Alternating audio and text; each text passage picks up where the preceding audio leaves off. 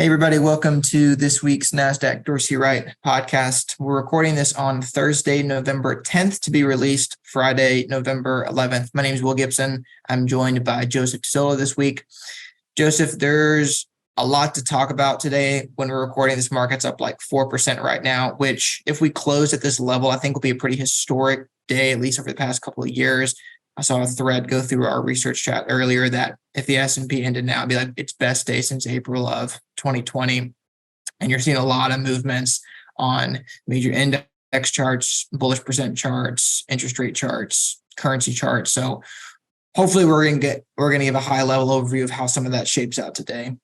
But where do you want to start? You want to start with equities? Yeah, I mean, I guess to start off, everything's moving kind of how you would expect with a lower CPI print. Equities are up, rates are down, dollars down, commodities for the most part are up right now. There's some other factors that you have to account there right now, but overall, pretty much everything's acting how you would expect. And starting off with equities, we see a pretty big laggard rally, which makes sense. A lot of those groups that have been most affected by higher rates are reacting more positively than those that have been able to handle the higher rates a bit better. So we're seeing groups like technology, consumer discretionary, real estate doing really well today, where you see, healthcare, consumer staples, and energy all up today still at the time of this recording, but near the bottom of the sector performance rankings today. So now, I don't know if that's going to change the overall rankings too much, just one day of data, but it is a big move. I think Amazon right now, for example, is up about 14%. So you're seeing some pretty big one-day moves from some really large names. Bit of repricing going in. I did see that the December meeting for the Fed, big shift in expectations there. That they'll hike less than 75 basis points at the December meeting. So as the market reprices that, you're going to get some of these wild moves. I remember, I think the last podcast that we were on, we were talking about how the Fed was data dependent, which pretty much means that, we're not going to really know anything until the data actually comes out. So now that we have a big data day, you're seeing things move quite a bit. Yeah, for sure. I mean, like you said, I can mention S&P is up over 4%. Right now on its default point figure chart. That'll put it back in a positive trend. I would note that's going to be the third time this year that's happened. So you saw it during the March run, you saw it during the August run, and now you're seeing that again right now. Nonetheless, like you said, it's a positive technical development. To be seen if that's going to change a lot of relative strength rankings, because a lot of those did get pretty depressed. You mentioned some of the laggard rallies like real estate. I know I talk about that a lot on our weekly rundown call. XLRE fund looked just horrible for most of this year, just a lot of head fakes on the way down. That's given a second consecutive buy signal today. You haven't seen a second consecutive buy signal from that fund since really like mid to late 2021. So maybe you're getting some type of kind of bottoming process in place for at least real estate here, XLRE. You got good support between 33.50 and like 34. So maybe something to look towards. On the leadership side, I was looking at tech as well today. Of course, a pretty big weight. And the equity benchmark, that's XLK 130 will get you back to a buy signal, but still a lot of work to do, I think, there on an absolute basis to establish like some type of leadership change. Yeah, we've seen a couple of these big laggard rallies throughout the year, going through different time frames. Some of them last a week, some of them last 2 months, like we had in the summer. So in general, most of the time, the trends remain fairly negative throughout the year, even with those big laggard rallies. So, we still need to see a lot more development, more than just, one day of strong performance on a CPI announcement. So We'll see how that continues to go. I think one of the big things that we've talked about in our research this year has been the strength of the dollar. That's had an impact on, how you would expect it. International equities have done really poorly this year due to that. It really hasn't impacted inflation too much. I mean, we're still at 7.7% year over year inflation readings and things like that. Commodities have still done relatively well. Although where the dollar got to, it peaked around 114.50 on the U.S. dollar index. So we're seeing that start to cool off a little bit. Even before this CPI reading, it's down about 2% today. The Dixie is, but we've seen that kind of look a little toppy, or just show some signs of weakness in the short term on its default trend chart, which may have an impact. I think today, with today's move, we'll see it move to a second consecutive sell signal. But when we look at the broader index, the trend is still higher. But we did talk about this in the report. A lot of these currencies are seeing some historic moves. When you look at the euro, for example, it's on pace for its fourth worst year, going back to 91. And it's really close to its worst year. Its worst year was 99 at around down 14% against the dollar. It's down about 12% against the dollar right now, not including today. You see the yen, it's having its worst year against the dollar, going back to 91. So you're seeing, you go across the board, it's all kind of the same thing. You may see just some mean reversion there, just from a performance standpoint, given the magnitude of the move that we've seen. But when you also look at just the historical currency exchange rates, or cross rates, when you look at the euro, for example, that's knocking on 2-decade lows. You're seeing the British pound reach its lowest levels almost over the last 30 years or so against the dollar. And we're seeing similar things across the board. Really, the ones that have held up the best, or just the one that's held up the best, is the Canadian dollar. But other than that, you're seeing a lot of these currency relationships get fairly stretched from a long-term perspective, which isn't necessarily something that you're going to go act on and say, "Oh, I have to go short the dollar." But I do think it's something you have to keep in mind, that there may be some more headwinds kind of piling on the strength that we've seen from the dollar, just given that these historic relationships are stretched. You're seeing the short term. When I say short term, I'm more referencing this past year. The performance has been extremely strong, stronger than usual. So there may be some headwinds there for the dollar coming up. And from a technical perspective, we've seen that put in a series of lower highs, and now again today on its second consecutive sell signal. And that that'll have impact on all markets. I think predominantly the thing you're going to need to watch out for is what impact that has on the commodities market. When you look at net importers of energy, for example, Europe has been the big one in the spotlight with their situation going on over there. A weaker dollar makes it a little bit more affordable for them to import, natural gas, crude oil, all that kind of stuff that they really need right now, which may, raise prices for U.S. consumers on that side if demand can pick back up on the European front due to a weaker dollar. And that's just, worldwide too, not just Europe, but that's kind of the big elephant in the room right now, aside from China reopening and closing down again, having an impact on crude oil prices kind of bouncing around. They said they're going to reopen, crude goes up to 93, and then they say they're going to close down a big city, and now it's down to 86. So that keeps bouncing around, although, I would say if the dollar starts to weaken, that's a tailwind for commodities, which is, kind of a tailwind for inflation on some level. It's kind of like this paradox setup where we have right now, where the positive development that you want, being like you want to see commodities, or you want to see inflation cool off, dollar pulling back, correlating in some degree to that. But then at the same time, commodities get going, which fuels inflation again. So it's kind of this cyclical setup that we have right now, which seems a bit weird to figure out how you actually get out of this grind. I know you mentioned the dollar, definitely, and we will have that chart up as we're chatting about it on the YouTube channel. But like you said, pretty pronounced lower tops. I think that's an important point to note there. Also, with that second consecutive sell signal, at least over the past 5 to 6 years, the dollar's trended pretty well on signals. So what we mean by that is you get two consecutive sell signals. You typically see some type of downside follow through after that. 2 consecutive buy signals, you typically see some type of upside follow through. That's been the recent trend. And by recent here, I mean, 5 to 6 years, that's been the case where you've had some pretty pronounced, I said, uptrends, downtrends, tends to trend pretty well. There's some head fakes along the way, like March of 20 was a pretty decent head fake, at least for about 2 months for the dollar there before it continued lower again. So like I said, and like Joseph said, a lot of macro implications. That's a chart I'd keep on my dashboard.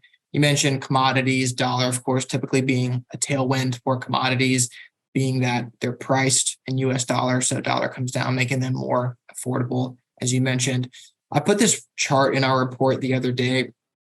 I'll put this on YouTube as well, showing like commodity ETF returns in rising and falling dollar environments. So we broke out really kind of 5 funds here. You had copper, energy, gold, GLD in this case. Then you had your continuous commodities index, a more broad-based basket. Then we also put agriculture in there. Of all of the areas, you typically saw copper actually do the best in a falling dollar environment of the basket, and then gold was about the 3rd best. So I think that could certainly be a tailwind for some of those areas. We saw gold break out of consecutive sell signals earlier this week. Silver gave a 2nd consecutive buy signal earlier this week as well. So you're definitely seeing some of that, I think, begin to play out. Commodities, of course, and currencies being one of the more centralized forms in the market to watch some of these moves. Some of the earliest moves you'll see, I know when you saw the dollar start to weaken, it was almost the day of where you saw equity start to pick up a bit as well. Mm-hmm. Yeah, I mean, in the short term, a falling dollar is definitely going to be bullish for equities right now. It's just kind of been a wrecking ball worldwide. Now you have to, again, worry about that kind of paradoxical nature of the dollar, that if it falls, essentially what we've been doing in essence, when the Fed raises rates and you get a stronger dollar, we're essentially exporting inflation to other countries. They're paying more while we're paying less for the same basket of goods, essentially, on a comparative basis. In a falling dollar environment, we're actually starting to pick up the bill a bit more than, our European counterparts or whoever. So that's another thing we have to keep in mind where, inflation in the US has been, high and very uncomfortable for everyone. But when you look at, some of the European inflation rates, they're just absolutely crazy. Now, I don't think we'll get to those levels, but when you get a falling dollar, those tailwinds that, kind of boosted European inflation reverse course and start to boost, US inflation just based on that currency relationship. Now, of course, if all the goods start falling, then inflation is going to go down. But if you're just focused on the currencies, just on that variable, a falling dollar may actually kind of be a tailwind for inflation, even though it's falling after a lower than expected CPI reading, which is, like most of this year, dollar was going up and commodities were going up. So it was kind of bucking the historical trend there. So that's a good point. There is the possibility that you see the buck of the historical trend again on the downside, because it didn't work on the upside either for this regime. So that's an interesting point. That could happen. You mentioned like throughout in the past couple of minutes, the international equity front, some of those charts, I don't know if we've highlighted them on the podcast yet, but we've talked about them in the report maybe a couple of times. EEM got back to a buy signal at $36, clearing some resistance today to get up to 37. That was its like longest streak of consecutive sell signals on record for that chart. So I think that's an interesting break. Again, definitely not a change of trend there. A lot of work left to do, much left to be desired on a technical standpoint. It's got a fund score of 0.4. So we're going to see need to see a lot more development. Being trend followers and applicants of momentum, we're not going to be buying the bottom or picking the top. We're going to need some trends to develop before we start to move into some of those areas. Developed markets, similar setup. You got back to a buy signal earlier this month, testing some resistance at 63 today. That's a lot closer to its net negative trend line, which it failed to break out of in March of this year, I would add. Also with the fund score of 1.3, so not particularly exciting, but I think getting these moving in the right direction, being EFA, EEM, some of the other international equities areas, at least give the broad equity market rally a bit more confidence. And I know Steve was talking about this at our Broker Institute last week, where if you want to see a meaningful market recovery, it can't just be the S&P 500 turning around or the Dow turning around. You're going to need to see some broad-based global participation. Yeah, for sure. I mean, really the trend has been people flying to safety in U.S. equities, relative to international equities, or the U.S. dollar relative to their currencies or U.S. bonds or what have you. So yeah, you can't, it's more of a safety trade a lot of the times where you see, the U.S. equities do really, really well compared to the international equities, which has been, from a relative strength perspective, just continue to drop. At least a pause to that where it just kind of consolidates for a little bit, doesn't have to rally a ton, but just some sort of reprise from it just going would be a welcome sign, and something that maybe we're starting to put in some sort of bottom, although I think it's a little early to call that right now. Yeah, much is left to be desired for sure on the technical front, whether it's international and even developed markets as well. Domestic equities, if you look at some of our macro rankings, they're still maybe in the top half of the rankings, but you still have some strong presence from defensive assets up there. Like cash is still strong on a relative strength basis.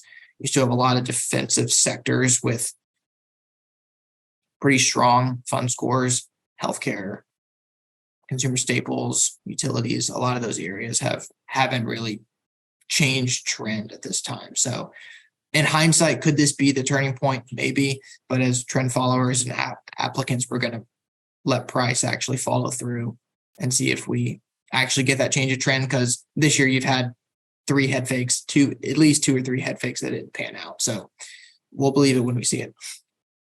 Yeah, and a lot of this is speculation on what the Fed's going to do now. If that CPI reading comes in lower, they're less likely to raise rates as high, which I think is probably, more likely than not. Really, what's going to be interesting is how long they're able to keep rates as high as they are. People are already talking about a pivot or lowering rates or things like that. They seem very adamant that they're going to keep rates relatively high. I know we wrote a piece in the report about, kind of the historical perspective on inflation, at least from the Fed's perspective. Really, their belief, they referenced that the 70s period quite a bit, that they'll need to raise CPI and not make the same mistakes in the 70s, because you actually had about 3 peaks of inflation throughout that decade, each higher than the previous one.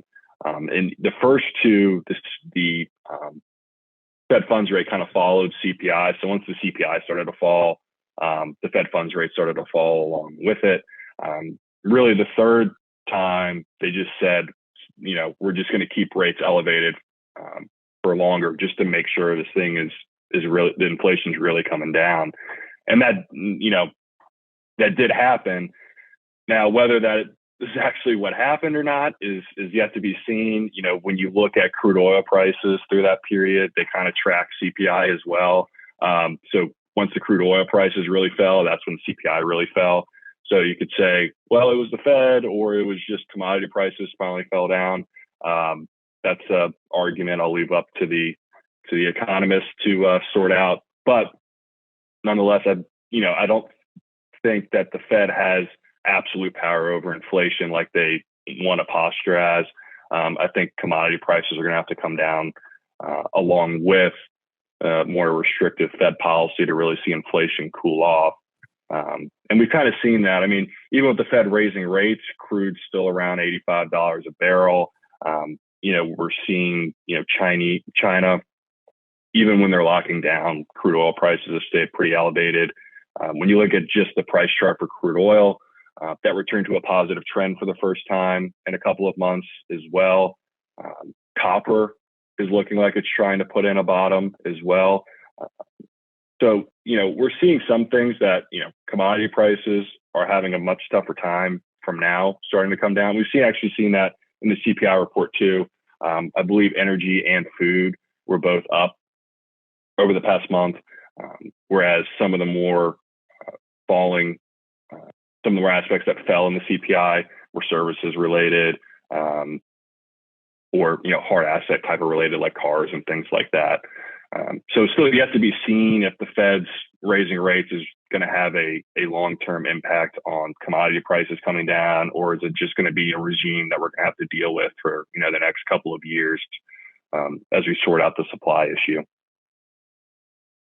On next week's podcast, we got a Nasdaq economist coming on to chat with us, so maybe he'll address some of the things that you mentioned that we're going to leave up to them to debate. So I will pose some of his questions or some of your questions just now, rhetorical questions. I'll throw into him and see what he has to think about that. So we're looking forward to that. That'll be out next Friday.